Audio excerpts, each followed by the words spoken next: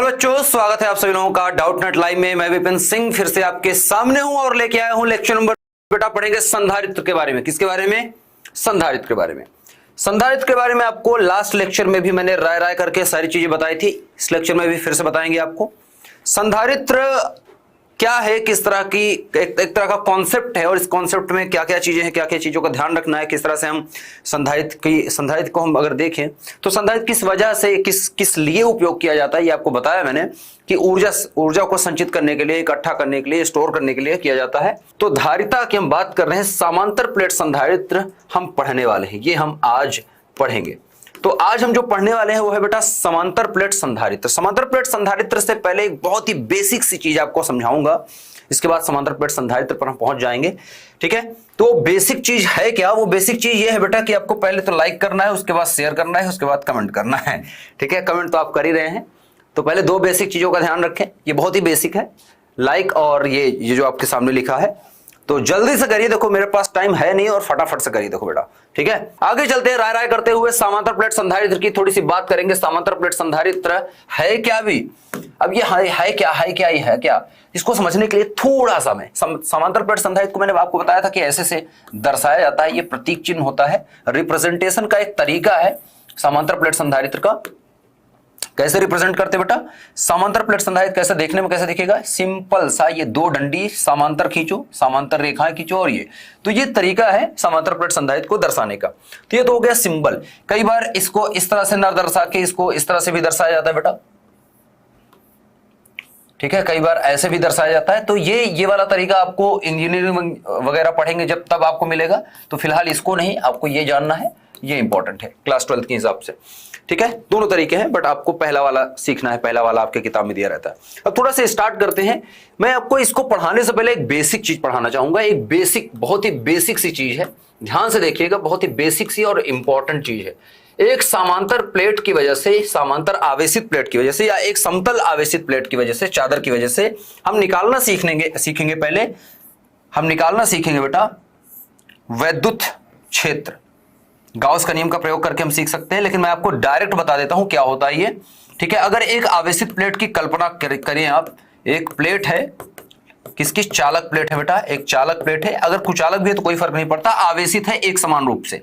इस पर आवेश कितने हैं? मान लेता हूं कि इस पर Q आवेश है और इस पे आवेश का घनत्व तो क्या है, किस तरह से आवेश फैले हैं, इसका पूरा का पूरा प्लेट का क्षेत्रफल मैं मान लेता हूं A है। A क्या है? प्लेट का क्षेत्रफल। ठीक है, प्लेट या चादर का क्षेत्रफल, चादर बोल दो इसको। ठीक है, इसको चादर बोलते हैं। अगर शीट बोलते हैं, शीट मतलब चादर, तो चादर का चादर या प्लेट का क्षेत्रफल। ठीक है, ये क्षेत्रफल है, ये है। और सिग्मा क्या है बेटा? सिग्मा इस पर आवेश घनत्व है। सिग्मा क्या है? आवेश घनत्व। अब सिग्मा क्यों लिखा गया है? सिग्मा है पृष्ठीय आवेश घनत्व। क्यों? क्योंकि पृष्ठ पर फैला है आवेश। आवेश कहां फैला है बेटा? पृष्ठ पर, मतलब सतह पर इसके फैला है, सतह पर फैला है। अब सतह पर फैला मतलब सतह एक तरफ तो होती नहीं, कोई भी चादर की दो सतह होती है, एक तो इस तरफ एक दूसरी तरफ, सामने और पीछे। पीछे भी तो सतह है ना इसकी, सामने की तरफ और पीछे की तरफ दो सतह होती हैं। अब इस चादर के कारण इसके जस्ट पास में, बहुत दूर की बात नहीं कर रहा हूं, आर दूरी की बात नहीं कर रहा हूं, एकदम पास में, एकदम पास में, पास मतलब बहुत छोटी सी दूरी पर वैद्युत क्षेत्र की तीव्रता क्या होती है? ध्यान से सुनना, बहुत ही इंपॉर्टेंट है ये। इस चादर के पास में अगर कोई बिंदु P है, इस P बिंदु पर मैं कहूं कि यहां पर बताइए मुझे इस बिंदु पर E का मान कितना होगा? किसके वजह से बेटा? इस आवेशित चादर के कारण, जो आवेश है इसके कारण यहां पर मुझे बताना है कि वैद्युत क्षेत्र की तीव्रता क्या होगी। तो मैं बता दूं आपको कितना होती है। E बराबर होती है बेटा सिग्मा बटे होती है बेटा 2 एप्सिलॉन नॉट। क्या होती है? सिग्मा बटे 2 एप्सिलॉन नॉट। याद रखो ये क्या रखना है आपको? याद रखना है, क्योंकि इसी कॉन्सेप्ट पर पूरा का पूरा संधारित्र हम पढ़ने वाले हैं। एक समांतर प्लेट के पास में, जैसे ये मेरा हाथ है, मान लो इसको चादर समझो, ये इसको एक प्लेट समझो, इसके जस्ट पास में, जैसे मेरी ये उंगली, ये वाली उंगली देखो, ये पास में एकदम, ये पास में, देखो हाथ के एकदम पास में है।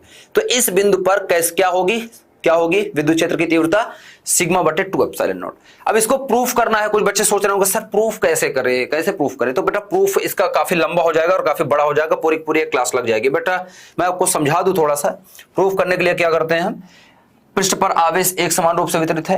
अब ये अनंत समतल चादर है। अनंत मतलब पता नहीं कितनी लंबाई की, पता नहीं कितनी चौड़ाई की, ये अनंत है। ऊपर की तरफ भी फैली है, इधर की तरफ भी फैली है, इधर की तरफ भी फैली है, नीचे की तरफ भी। तो ऊपर नीचे आगे पीछे फैली हुई, इसके जस्ट बगल में देख रहे हैं। अब आवेश बहुत ज्यादा है, प्लस क्यू आवेश इस पर फैला हुआ है। तो जब निकालेंगे तो निकालने के लिए अब पूरे आवेश को हमें ढकना पड़ेगा। पहले बात तो अगर हमें गाउस का नियम लगाना है, गाउस का नियम क्या होता है? गाउस का नियम क्या होता है बेटा? फ्लक्स फाई बराबर क्या होता है? क्यू बटा एप्सिलॉन नॉट। अब ये अगर फॉर्मूला लगाना है तो सबसे पहले आवेश को तो बंद करना होगा, और यहां पर आवेश तो खुले हैं, तो आवेश को बंद नहीं कर सकते। याद करो मैंने क्या बताया था, एक बेलनाकार आकृति की कल्पना करिए, कटोरे की कल्पना। कटोरा जैसे होता ना, जैसे कटोरा है, कटोरे को उल्टा कर दो। अरे कटोरा है, कटोरा है, ये कटोरा इस तरह से, ठीक है। अब इस कटोरे को मैं उल्टा कर दूं तो उल्टा कैसे दिखेगा? ये कटोरा ऐसा दिखेगा, ऐसे से ये कटोरा है ना, ये कटोरे को उल्टा कर दो तो ये इधर से एक कटोरा लगाओ और पीछे भी सेम तरह के दो कटोरे लो और दोनों तरफ से इसको बंद कर दो। तो अगर एक कटोरा यहां पर मैं चिपका दूं इस तरह से, एक कटोरे जैसा आकृति समझो कि यहां चिपका दूं, तो थोड़ा सा आवेश यहां पर बंद हो गया कि नहीं? इस कटोरे के अंदर छोटा सा आवेश बंद है, पीछे भी इसी तरह का कटोरा लगा है, मतलब इस पार से उस पार तक। ऐसा समझो कि इस पार से उस पार बेलन की तरह आकृति को दिखाई देगी, बेलन की तरह आपको दिखाई देगी, एक सिलेंडर जैसे। और एक सिलेंडर इस पार से इस पार तक ऐसे पास हो रहा है, और थोड़ा सा क्षेत्रफल और थोड़ा सा आवेश ये घेर करके रखा है। अब ये जो आवेश घिरा है इसकी वजह से, क्योंकि आवेश घनत्व तो एक समान है, तो हम आवेश घनत्व जानते हैं सिग्मा बराबर क्या होता है? सिग्मा बराबर क्या होता है? Q by A. सिग्मा बराबर क्या होता है? क्यू बाई ए। तो क्यू बराबर निकाल लो, क्यू बराबर कितना हो जाएगा? सिग्मा ए के। क्यू बराबर कितना हो जाएगा? सिग्मा ए के, ठीक है। तो ये क्यू आ गया, एप्सिलॉन नॉट के साथ रखा है, और हम दोनों तरफ से जब निकालेंगे तो आप फाइनली जब देखेंगे, दोनों तरफ से निकाल करके फाइनली देखेंगे आप, तो आपको जो वैद्युत क्षेत्र का फॉर्मूला दिखेगा वो ये दिखेगा, सिग्मा बटा 2 एप्सिलॉन नॉट। ये मैं तरीका बता रहा हूं कि किस तरह से किया गया है, किस तरह से निकाला गया है। मैं निकाल के प्रूफ नहीं कर रहा, मैं सिर्फ आपको ये बता रहा हूं, ये यूज करना है आपको। आप चलते हैं यूज की तरफ, समांतर प्लेट संधारित्र की तरफ चलते हैं और इसको समझते हैं। तो समांतर प्लेट संधारित्र एक बनाते हैं। पहले समांतर प्लेट संधारित्र को आप बनाना चलो स्टार्ट करते हैं। तो एक समांतर प्लेट संधारित्र मुझे बनाना है, ध्यान से देखिएगा बेटा। उसको मैं थोड़ा सा अलग तरीके से बनाऊंगा।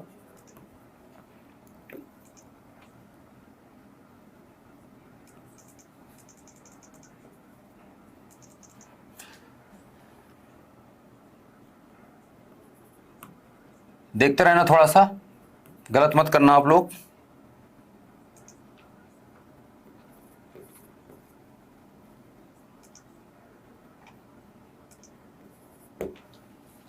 मैं इस तरह से बिंदु क्यों रख रहा हूं बेटा? ताकि मैं सही से बना पाऊं, है ना। आपके पास पटरी वगैरह है, पेन वगैरह है, आप बना सकते हैं बार बार। मेरे पास इतना टाइम नहीं है कि मैं बार बार इसको परफेक्ट बनाने के लिए बार बार इसको मिटाऊं और बनाऊं, इसलिए मैं ये वाला तरीका अपनाता हूं ताकि जल्दी से और एक बार में सही बन जाए, ठीक है। तो ये प्लेट दिख रही है आपको, दो एक ही जैसी प्लेट दिख रही है। सिग्मा क्या है? आवेश घनत्व बेटा, लिखा है ना, पृष्ठीय आवेश घनत्व, ठीक है। अब देखो ये प्लेट है, दो प्लेट को मैं अगर थोड़ा सा बगल से दिखा रहा हूं, इससे थोड़ा सा आपको दिख रहा है, जैसे मेरा हाथ है, तो मेरा हाथ देखो ये सामने सीधा ऐसा दिख रहा है। मैं इसको अगर मोड़ता चला जाऊं, देखो मेरे हाथ पर फोकस करेंगे सभी बच्चे, मेरा हाथ कैसा दिख रहा है? ऐसे दिख रहा है सबको। अब मेरा हाथ थोड़ा थोड़ा मुड़ता चला जाए, मुड़ता चला जाए, मुड़ता चला जाए, तो अब कैसे दिख रहा है? कैसा दिख रहा है मेरा हाथ? देखो अब आपको देखने में कैसा लग रहा है? मेरा हाथ का सतह का क्षेत्रफल देखो, ये वाला जो क्षेत्रफल सामने से इतना दिख रहा है, अब जब मोड़ दिए तो कितना दिख रहा है? कम दिख रहा है। तो ये प्लेट है सीधी बड़ी सी, लेकिन इसको मैंने मोड़ के रखा है ऐसे, ठीक है। और ये प्लेट ऐसे मुड़ी हुई दिख रही है, थोड़ी थोड़ी सी आपको दिख रही है, ठीक है। अब मैं क्या कर रहा हूं, प्लेट को जो दिखाया हूं आपको, इन प्लेटों पर आवेश दे दूंगा, कुछ आवेश दे देता हूं। चलो एक प्लेट को आवेश दूंगा हम, आवेश देंगे हम धनात्मक। ध्यान से देखना, एक प्लेट को हम धनात्मक आवेश देंगे, एक प्लेट को हम धनात्मक आवेश देंगे, खुद ब खुद दे रहे हैं, ठीक है। एक को धनावेशित कर दिया, ठीक है। कितना आवेश दे दिया? प्लस क्यू आवेश दे दिया। इस पर कितना आ जाएगा? प्रेरण के द्वारा ये दोनों एक दूसरे से रखे हैं बेटा, एक दूसरे से डी दूरी पर रखी हैं, ये एक दूसरे से डी दूरी पर रखी है, तो कितना आ जाएगा? इस पर प्रेरण द्वारा आवेश आ जाएगा ऋणात्मक, तो ऋणात्मक आवेश इस पर आ गया। ये प्लेट क्या बन गई बेटा? ऋण आवेशित बन गई, इस पर ऋणात्मक क्यों आवेश आ जाएगा। दोनों प्लेट एक ही जैसी है, तो इसका प्लेट का क्षेत्रफल कितना है? ए है। इस प्लेट का भी क्षेत्रफल कितना बेटा? इस प्लेट का क्षेत्रफल कितना है? ए है। ध्यान से देखिएगा, दोनों प्लेट का क्षेत्रफल ए है। और जैसे ही यहां पर आवेशित किया गया, अब प्लेट पर आवेश फैल रहा है, मतलब क्षेत्रफल में आवेश फैल रहा है, मतलब आवेश पृष्ठीय घनत्व आ जाएगा, पृष्ठीय आवेश घनत्व, इस पर प्लस सिग्मा आ जाएगा और इस पर माइनस सिग्मा आवेश घनत्व आ जाएगा। दोनों पर बराबर है, बस चिन्ह अलग अलग है, इस पर धनात्मक आवेश है, इस पर ऋणात्मक आवेश है।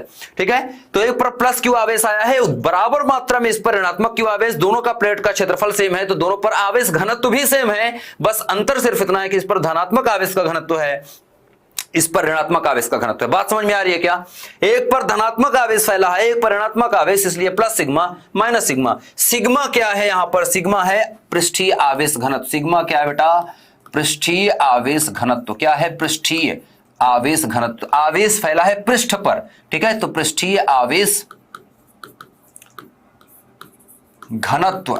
ठीक है, ध्यान से देखना, सिग्मा प्लस की अगर बात करूं तो यह क्या होगा? प्लस क्यू डिवाइड बाई ए, और सिग्मा माइनस की बात करूं या माइनस सिग्मा की बात करूं तो माइनस क्यू डिवाइड बाई ए है, तो दोनों सेम ही। तो आप देख सकते हैं दोनों का मान सेम है, मतलब हम सिर्फ और सिर्फ अगर सिग्मा लिखें तो सिग्मा बराबर क्या है? सिग्मा बराबर अगर मुझे लिखना है तो इसका मतलब क्या है? Q by A. सिंपल सी बात मैं लिख सकता हूं, अगर मुझे सिर्फ सिग्मा का मान लिखना है तो सिग्मा बराबर क्या है? क्यू बाई ए। इसको समीकरण 1 मान के हम भूल जाते हैं यहीं पर, इसका समीकरण 1 मान के इसको यहीं पर छोड़ देते हैं। ठीक है, इसको समीकरण 1 मान के इसको यहीं पर रख देते हैं, बाकी चीजें अब और डिस्कस करते हैं। अब एक चीज मुझे पता है कि धनात्मक आवेश जो होता है एक, उससे विद्युत क्षेत्र रेखाएं चारों दिशा में निकलेंगी हर तरफ, लेकिन अगर यहीं पर एक ऋणात्मक आवेश को देखो तो इसके तरफ आती है विद्युत क्षेत्र रेखाएं, ऋणात्मक आवेश के लिए इसके पास आती हैं। ठीक है, पास आती हैं। अब सोचो कि धनात्मक ऋणात्मक आवेश पहले दूर दूर थे, अब इनको पास लेके अगर आ गए तो क्या होगा? अगर एक धनात्मक आवेश के पास एक ऋणात्मक आवेश लाकर रख दिया जाए तो इससे जो विद्युत क्षेत्र रेखाएं निकल रही थी वो इसके पास जाएंगी। ठीक है, इसके पास जाएंगे ऐसे। ठीक है, तो देखो ऋणात्मक के लिए अंदर की तरफ जा रही है, धनात्मक से दूर निकल रही है, तो धनात्मक से दूर निकल रही है, अभी भी ऋणात्मक की तरफ जा रही है, ये इस तरफ से देखो, इस तरह हो गया। ठीक है, ये इस तरह से मुड़ी हुई आपको दिखेंगी, क्योंकि धनात्मक से निकल रही है और ऋणात्मक की तरफ जाना चाहती हैं, तो ऋणात्मक की तरफ आ रही हैं।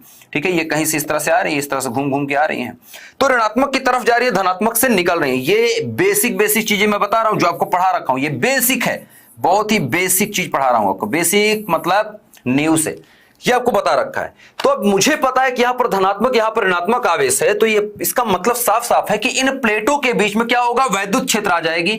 धनात्मक प्लेट से ऋणात्मक प्लेट की तरफ एक समान, क्योंकि आवेश फैले हैं, तो एक समान वैद्युत क्षेत्र यहां पर उत्पन्न हो जाएगी।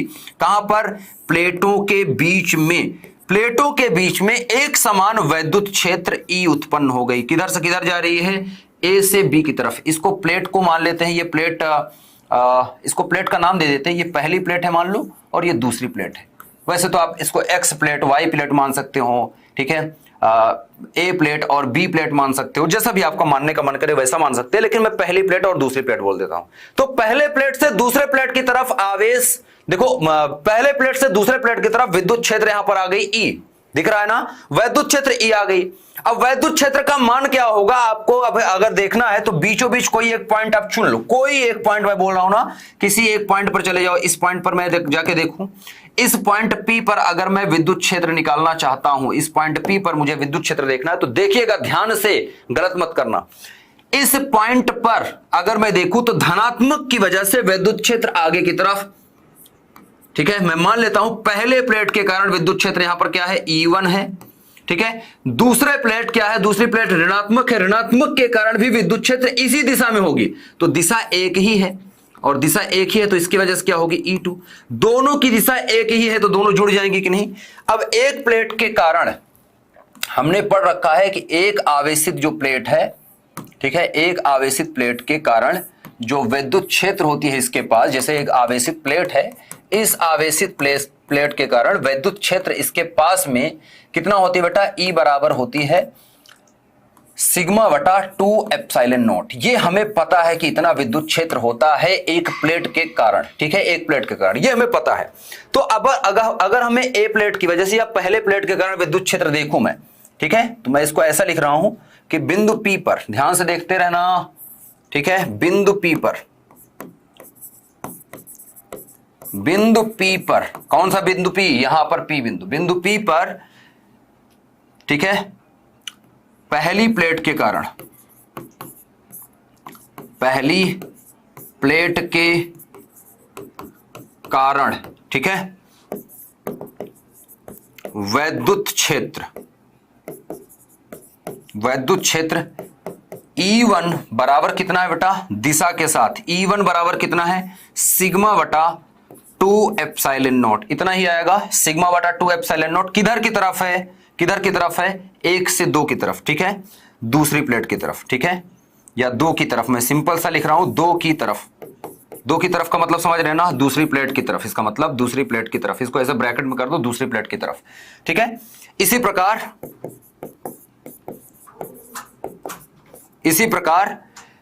P पर दूसरी प्लेट के कारण, दूसरी प्लेट के कारण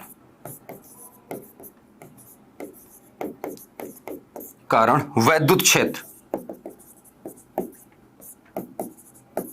वैद्युत क्षेत्र कितना होगा बेटा, E2, और ये आएगा बराबर, ये भी आएगा सिग्मा बटा 2 एप्सिलॉन नॉट।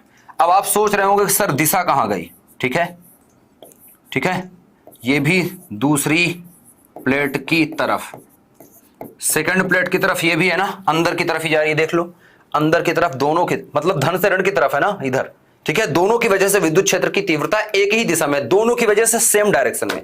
अच्छा, E1 और E2 अगर एक ही डायरेक्शन में है, जैसे E1 है ये और E2 भी ऐसी है, इसी डायरेक्शन में, तो दोनों के बीच में कोण कितना है, 0 है, क्योंकि दोनों एक ही दिशा में है, तो थीटा बराबर कितना है, 0 डिग्री, मतलब कोई कोण ही नहीं है, दोनों एक ही दिशा में ना, दो समांतर रेखाओं के बीच में कोण कितना होता है, 0 डिग्री। तो अगर मैं टोटल विद्युत क्षेत्र निकालना चाहता हूं, कुल E का मान निकालना चाहता हूं कि प्लेट के बीच में कुल E का मान बताओ कितना है, ठीक है, तो मैं कुल विद्युत क्षेत्र की तीव्रता अगर मैं निकालूं, ठीक है, ध्यान से देखते रहना, बिंदु P पर कुल वैद्युत क्षेत्र,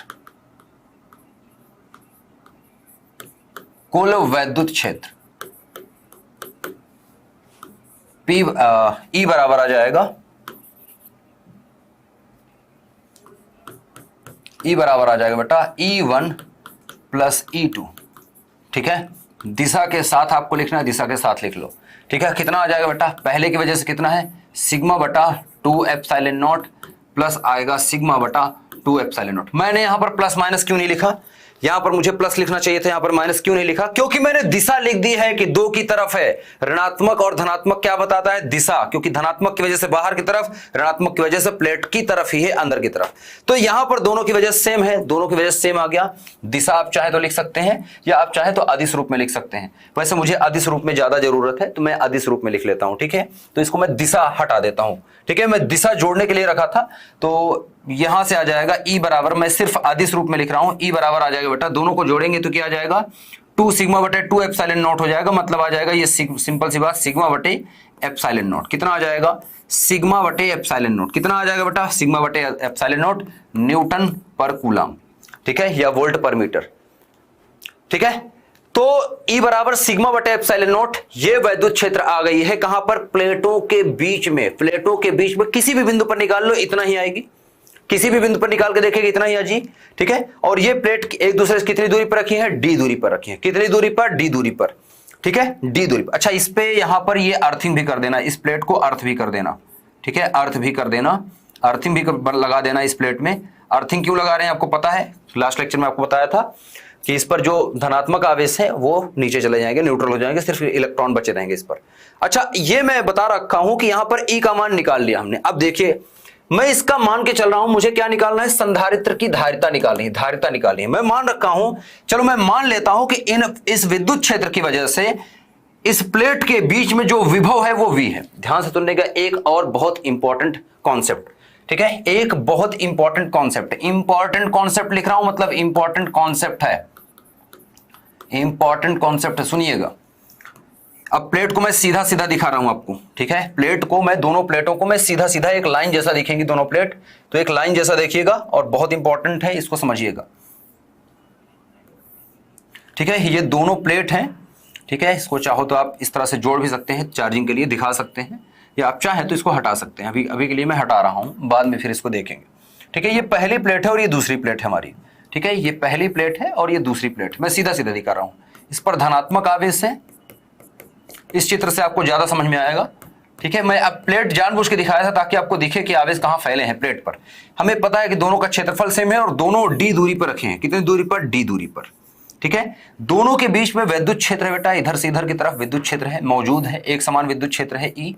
ठीक है, विद्युत क्षेत्र ई मौजूद है और ये पहले प्लेट से दूसरे प्लेट की तरफ है। अब अगर मुझे विभव लिखना है, विभव, तो मैं विभव बता देता हूं पहले ही। विभव क्या होता है? दो प्लेटों के बीच में अगर डी दूरी पर दो प्लेट रखी हैं, उनके बीच में वैद्युत क्षेत्र है, तो विभव जो होता है, विभव अगर मैं V मानता हूं, विभव को अगर मैं V बोल रहा हूं, तो V बराबर क्या आता है बेटा? V बराबर क्या आता है? ED के। E बराबर होता है V/D, तो V बराबर क्या हो जाएगा? ED के। कितना आएगा? सिर्फ मान की बात कर रहा हूं मैं, दिशा की बात नहीं कर रहा हूं। विभव अदिश राशि है, E क्या है? वैद्युत क्षेत्र सदिश है गुणे D। तो विभव V बराबर क्या होता है? ED। विभव V बराबर क्या होता है? ED। क्यों? क्योंकि E बराबर होता है, चूंकि E बराबर क्या होता है बेटा? V/D के। क्या होता है? V/D के। तो E बराबर अगर V/D है तो V बराबर कितना होगा? ED के। पोटेंशियल डिफरेंस की बात कर रहा हूं। पोटेंशियल डिफरेंस कितना आ रहा है? पोटेंशियल डिफरेंस इस प्लेट का और इस प्लेट का देखो, तो V अगर पोटेंशियल डिफरेंस है तो V बराबर ED या E बराबर क्या हो जाएगा? V/D। ये हमको पता है। तो चूंकि हम जानते हैं, अब हम जानते हैं कि V बराबर क्या होता है बेटा? चूंकि E बराबर होता है V/D के, इसलिए हमारे पास आ गया है E बराबर या V बराबर हमारे पास आ गया है, इसलिए हमारे पास आ गया है V बराबर ED हो जाएगा।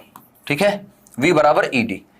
हमने समीकरण इसको 1 बोला था, इसको समीकरण 2 बोल लो और इसको समीकरण 3 बोल देते हैं। अब विभव के मान में हम समीकरण 2 से E का मान उठा के यहां रख लेते हैं, तो V बराबर हमारे पास आ जाएगा, E का मान उठा के रखो, कितना है? सिग्मा बटे एप्सिलॉन नॉट। तो सिग्मा बटे एप्सिलॉन नॉट और गुणे में क्या है? D है। ठीक है, समीकरण नंबर 4 इसको लिख दो। ठीक है, अब हमें निकालना क्या है? हमने निकालना है संधारित्र की धारिता। अगर मैं मान ली इस संधारित्र की धारिता C है, क्या है? संधारित्र की धारिता, इस संधारित्र की धारिता अगर मैं मान लूं C है, याद रखिएगा, अगर मैं संधारित्र की धारिता मान लूं C है, ध्यान से सुनिए, चूंकि हम जानते हैं, चूंकि Q बराबर क्या होता है? CV के, तो C बराबर निकालना यह हो जाएगा Q बटा V के। ठीक है, अब हमने आवेश जो लिया है वो आवेश हमने छोटा q लिया है, तो इस सूत्र को क्या लिख लेंगे? छोटा q और बटा v। तो अगर मैं इस सूत्र में अब q और v का मान उठा के रख दूं तो देखो क्या मिलेगा? c बराबर मैं लिख रहा हूं q/v, c बराबर है q/v। v का मान उठा के रखो, v का मान कितना दे रखा है? सिग्मा d बटे एप्सिलॉन नॉट। तो q बटे में है सिग्मा d बटे एप्सिलॉन नॉट। ध्यान से देखते रहना। ठीक है, एप्सिलॉन नॉट बटे के बटे में है, इसलिए ये घूम के चला जाएगा ऊपर और हमारे पास आ जाएगा C बराबर एप्सिलॉन नॉट Q बटे आ जाएगा सिग्मा D के। ठीक है, ध्यान से देखते रहना, अब चूंकि हमने पढ़ रखा है, चूंकि समीकरण 1 से, समीकरण 1 कहां है? समीकरण 1 है सिग्मा बराबर होता है Q/A। ध्यान से देखना, सिग्मा बराबर होता है Q/A। तो चूंकि समीकरण 1 से सिग्मा बराबर होता है Q/A के, क्या होता है? सिग्मा बराबर Q/A, तो उठा के ये मान उठा के यहां रख दूं, क्या रख दो? C बराबर क्या देखेगा?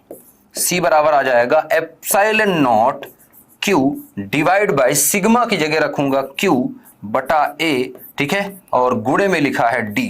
ठीक है, हल करो इसको, यह आ जाएगा C बराबर आ जाएगा epsilon naught Q divide by आ जाएगा। ठीक है, और ये A जो है घूम के ऊपर चला जाएगा, आ जाएगा, नीचे बचेगा QD, क्या? QD, ये A ऊपर आ गया है, नीचे बचेगा QD। हम देख रहे हैं यहां से कि Q से Q कट गया, C बराबर आ गया है epsilon not A divide by D। यही वो फॉर्मूला है जिसके पीछे हम हाथ धो के पड़े हुए थे और ये फैरड में आएगा। प्रूफ हो गया, प्रूफ कर दिया हमने, ये प्रूव हो गया। प्रूव दैट, वैसे प्रूव लिखते हैं, V आता है, बट हमने देखा कि C equals to epsilon naught A/D आ गया है हमारा, यही हमें प्रूफ करना था। तो आप देख सकते हैं जो समांतर प्लेट संधारित्र की धारिता होती है बेटा, समांतर प्लेट संधारित्र की धारिता होती है, वो आवेश पर निर्भर करती ही नहीं। कितनी अमेजिंग चीज है। देखो आवेश पर निर्भर करती नहीं, धारिता आवेश पर ही निर्भर नहीं कर रही है। देखो साफ साफ कह रहा है, समांतर प्लेट संधारित्र की धारिता आवेश पर निर्भर नहीं करती, सिर्फ और सिर्फ तीन चीजों पर निर्भर करती है धारिता। समांतर प्लेट संधारित्र की धारिता किस पर निर्भर करती है? कोई पूछे तो तीन चीजों पर निर्भर करती है। आइए बताता हूं मैं किस पर निर्भर करती है। तो हमारे पास आ गया C बराबर epsilon not A divide by D। यहां पर तीनों का मतलब समझिए। पहली चीज मुझे पता चल रही है, रिजल्ट में लिख रहा हूं। अब रिजल्ट का इसका मतलब समझिए, ठीक है। रिजल्ट में लिख रहा हूं इसका, मुझे क्या पता चला, हमने जो निकाला इसका मतलब क्या है, रिजल्ट क्या है। रिजल्ट पहला मुझे पता चल रहा है कि C डायरेक्टली प्रोपोर्शनल है A के।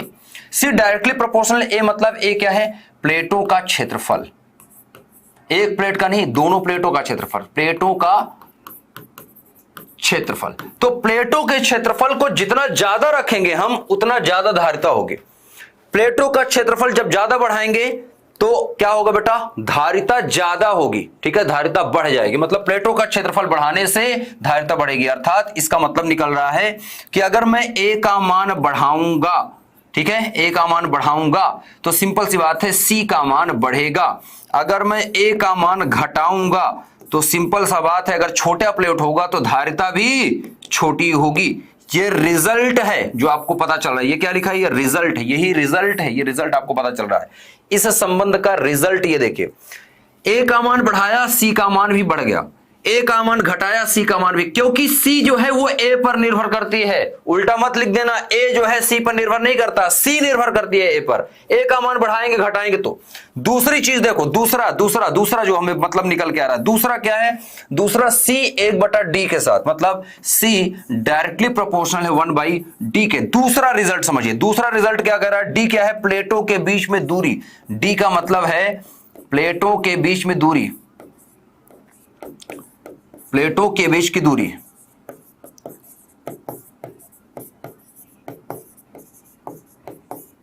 तो प्लेटों के बीच की दूरी के व्युत्क्रमानुपाती है। व्युत्क्रमानुपाती मतलब इसका रिजल्ट का मतलब, इसका रिजल्ट देखिए कैसा है। इसका रिजल्ट ये है कि अगर मैं D का मान बढ़ाऊंगा तो इसका मतलब क्या है कि C का मान घटेगा। ज्यादा दूरी कर दूंगा प्लेटों के बीच में तो धारिता घट जाएगी। सिंपल सी बात है, धारिता घट जाएगी। अगर मैं D का मान घटा दूं तो क्या होगा? C का मान बढ़ जाएगा। सिंपल सी बात, जितने पास में प्लेटों को रखेंगे उतनी ज्यादा धारिता होगी। जब प्लेटों को ज्यादा दूर कर देंगे धारिता कम हो जाएगी, प्लेटों को पास लाएंगे धारिता बढ़ जाएगी। सिंपल सी बात है कि D का मान बढ़ाएंगे तो C का मान घटेगा, D का मान घटाएंगे तो C का मान बढ़ेगा। ये रिजल्ट है, रिजल्ट को याद रखना, यही इंपॉर्टेंट चीज है। तीसरी चीज मैं आपको बता देता हूं, तीसरा इंपॉर्टेंट चीज क्या है, तीसरी इंपॉर्टेंट इंफॉर्मेशन क्या मिल रही है हमें? तीसरी इंफॉर्मेशन क्या मिल रही है बेटा? तीसरी इंफॉर्मेशन क्या मिल रही है यहां से? C जो है अनुक्रमानुपाती है एप्सिलॉन नॉट। एप्सिलॉन नॉट क्या बताता है? माध्यम बताता है, माध्यम के बारे में, ठीक है, माध्यम के बारे में बताता है, माध्यम की वैद्युतशीलता कैसी है। तो माध्यम के साथ किस तरह से रिलेटिव है, ठीक है।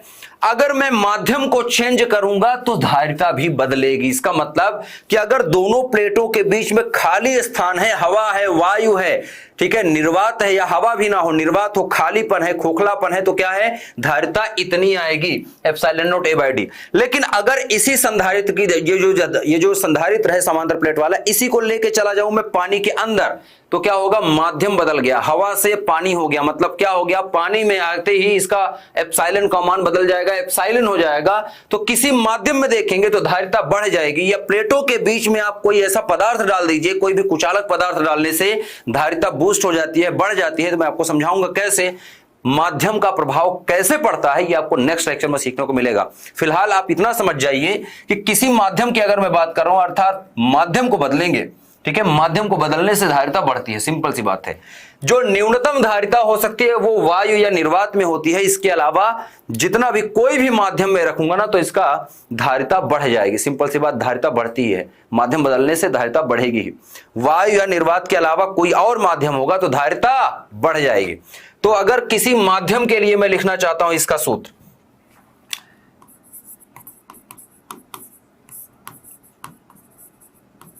किसी माध्यम के लिए C C का मान C डैश लिख लेते हैं। C डैश बराबर हो जाता है, नई धारिता हो जाएगी ना, तो धारिता बदल जाएगी, मतलब C डैश कर देता है, नई धारिता मतलब C डैश। C डैश बराबर हो जाएगा माध्यम की जो वैद्युतशीलता है वो एप्सिलॉन हो जाएगी, एप्सिलॉन नॉट नहीं है, epsilon A divide by D। मैं A और D को चेंज नहीं कर रहा हूं, सिर्फ माध्यम को बदला हूं, तो धारिता देखो बढ़ गई है। अगर मैं दोनों में रिलेशन निकाल के दिखाऊं आपको, ये नया एक रिलेशन आ गया। पहले ये था वायु या निर्वात में धारिता ये है, किसी माध्यम में धारिता ये है। अगर मैं दोनों को रिलेट कर दूं तो किस तरह से दोनों में रिलेशन आएगा देखिएगा। चूंकि हमारे पास पहला है कि C बराबर है epsilon not A divide by D के, दूसरा आया है C डैश बराबर एप्सिलॉन A बाई D के, तो दोनों में संबंध मैं दिखाता हूं C डैश में माध्यम के साथ किस तरह संबंध है। तो दोनों को अगर देखो, दोनों को डिवाइड कर दो, दोनों को डिवाइड मतलब C डैश बटा C अगर मैं कर दूं, दोनों को भाग दे दूं, तो C डैश का मान क्या है epsilon A divide by D, और बटे में क्या आ जाएगा epsilon not A divide by D। ठीक है, सिंपल सिंपल चीजें देखिए। तो यहां से D से D कैंसिल होता हुआ दिख रहा है आपको, D से D कट गया, A से A कट गया, बचा क्या हमारे पास, बचा है एप्सिलॉन बटा एप्सिलॉन नॉट, अर्थात C डैश बटा C बराबर आ गया है एप्सिलॉन बटा एप्सिलॉन नॉट। थोड़ा सा इसको ध्यान से देखेंगे तो हमें एक चीज नई पता चल रही है। क्या पता चल रही है बेटा, यहां हमें पता चल रहा है कि C डैश बराबर हो गया है एप्सिलॉन बटा एप्सिलॉन नॉट गुने C के, मतलब कि धारिता बढ़ चुकी है, अर्थात हमें पता चल रहा है कि C डैश बड़ी है C से। C डैश क्या हो गई, बड़ी हो गई, किसके गुना हो गई, एप्सिलॉन बटा एप्सिलॉन नॉट के। अब चूंकि एक चीज आपको याद रखना है, पिछले अध्याय में पढ़ाया था, चूंकि आपको पढ़ाया था निरपेक्ष विद्युतशीलता जो होती है, चूंकि हम जानते हैं एप्सिलॉन बराबर होता है एप्सिलॉन R गुणे एप्सिलॉन नॉट के। तो अगर मैं देखूं यहां पर, अगर मैं देखूं तो एप्सिलॉन बराबर है एप्सिलॉन R गुणे एप्सिलॉन नॉट, तो एप्सिलॉन बटा एप्सिलॉन नॉट का मान निकालूं तो ये एप्सिलॉन R है। इसी को बोलते हैं बेटा, इसी को K भी बोलते हैं, K मतलब परावैद्युतांक, माध्यम का परावैद्युतांक इनको बोलते हैं। इसके बारे में नेक्स्ट लेक्चर में पढ़ाऊंगा, तो इसके जगह पे क्या आ जाएगा, इनके जगह पे लिख दूंगा मैं, C डैश बराबर हो जाएगा एप्सिलॉन R और गुणे आ जाएगा C के। ठीक है, या इसी को मैं लिख सकता हूं, C डैश K गुना हो जाएगा C के, K गुना हो जाएगा C के, अर्थात कोई माध्यम रखने से जो धारिता होती है माध्यम के गुने के बराबर हो जाती है, जो पहले धारिता थे उसके उतने गुने हो जाएगी जो माध्यम में हम रखेंगे, तो सीधे सीधे सी धारिता बढ़ जा रही है। तो धारिता बहुत ज्यादा बढ़ गई, अपवर्तनांक नहीं। ठीक है, परावैद्युतांक है, माध्यम का परावैद्युतांक है ये, तो माध्यम के परावैद्युतांक के गुने में हो गई, जितनी पहले धारिता थी जो भी परावैद्युतांक वाला माध्यम रखूंगा उतने गुने हो जाएगी। ठीक है, तो ये सिंपल सा एक रिलेशन, और जितनी चीजें इस पेज पे मैंने बताई हैं बहुत बहुत बहुत इंपॉर्टेंट है, याद रखिएगा, बहुत सारे क्वेश्चन लगेंगे। अच्छा, तो आज की क्लास यहीं तक थी, क्विज की तरफ चलेंगे फटाफट से। क्विज की तरफ चलें क्या, चलिए क्विज के लिए एकदम तैयार है सभी बच्चे। अगर क्विज के लिए तैयार हो तो सबसे पहले क्या करना है, राय राय राय करिए जल्दी से। देखो जोश कम नहीं होना चाहिए बेटा, और मजा नहीं आएगा फिर राय राय नहीं करोगे। तो पहला राय, दूसरा राय फटाफट से करो, इसके बाद क्विज का क्वेश्चन आपको दिखेगा। जल्द जैसे ही आप ये दोनों राय राय ऊपर वाले किए, क्वेश्चन आंसर अपने आप दिख जाएगा, क्वेश्चन अपने आप दिखेगा, फटाफट से करो। कर दिया क्या, तो ये देखो आ गया ना, फिर क्वेश्चन पहला नंबर ये रहा, लगाइए लगाइए लगाइए लगाइए, आंसर बताइए आंसर बताइए आंसर बताइए। राय राय राय हुआ क्या, आंसर बताओ बच्चे।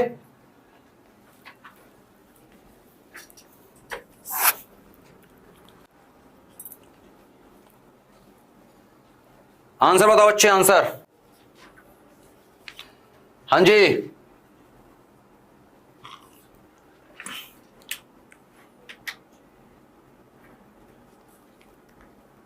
अगला क्वेश्चन जल्दी करो। संधारित्र क्या करता है, संधारित्र क्या करता है, क्यों उपयोग करते हैं संधारित्र का।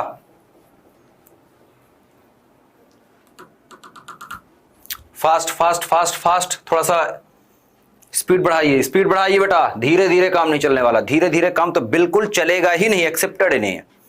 ठीक है, राय राय करने में कमी मत करना, नहीं तो फिर हो गया काम। ठीक है, हो गया। चलिए तो दोनों क्वेश्चन का आंसर देखते हैं। यदि एक धन आवेशित चालक को पृथ्वी से जोड़ दें, एक धन आवेशित चालक है, सिंपल सी बात, धन आवेशित चालक है, इसको पृथ्वी से जोड़ दें, आओ जोड़ देते हैं। तो मतलब ये उच्च विभव पर है, और पृथ्वी का विभव कितना होता है बेटा, पृथ्वी का विभव होता है 0, शून्य विभव होता है, शून्य विभव होता है, ये उच्च विभव है। उच्च विभव पर ये है, निम्न विभव ये है, इसका मतलब। तो इलेक्ट्रॉन क्या करते हैं, इलेक्ट्रॉन बेटा पृथ्वी से निकलेंगे और जाएंगे, इसको क्या करेंगे, न्यूट्रल करने के लिए, क्योंकि पृथ्वी अपना विभव बराबर करना चाहेगी इसके, मतलब इस वस्तु का विभव अपने बराबर कर देगी, क्योंकि पृथ्वी बहुत बड़ा चालक है। तो पृथ्वी के साथ कोई भी जब कांटेक्ट में आती है कोई धातु वस्तु या कोई भी चार्ज वस्तु, तो उसको पृथ्वी क्या करती है, अपने विभव के बराबर बना देती है, मतलब इसको भी जीरो विभव बनाना चाहती है। तो जीरो विभव कैसे बनाएगी, इसको उदासीन करके, उदासीन करने के लिए क्या चाहिए, जितना यहां पर आवेश है उतने बराबर मात्रा में यहां पर उतने ही आवेश के बराबर यहां से इलेक्ट्रॉन जाएंगे, जो कि ऋणात्मक आवेश होगा, जाएंगे, इसको न्यूट्रल कर देंगे। तो क्या होगा, इलेक्ट्रॉन पृथ्वी से निकलकर कहां जाएंगे बेटा, चालक की ओर जाएंगे। ए इज द करेक्ट आंसर। बोल बात समझ में आई क्या, राय राय हुआ क्या, अरे हुआ कि नहीं, हुआ कि नहीं। अगला क्वेश्चन का आंसर है बेटा, संधारित्र क्या है, संधारित्र है जिसमें विद्युत ऊर्जा एकत्रित की जाती है। C number is the correct answer. ये तो आपको पहले ही बता रखा है, विद्युत ऊर्जा को इकट्ठा करने का एक जरिया है, संचित करने का एक तरीका है, ठीक है। तो राय राय करना मत भूलना, जल्दी जल्दी चलते रहो, ठीक है। दोनों सही है ना, बहुत अच्छी बात।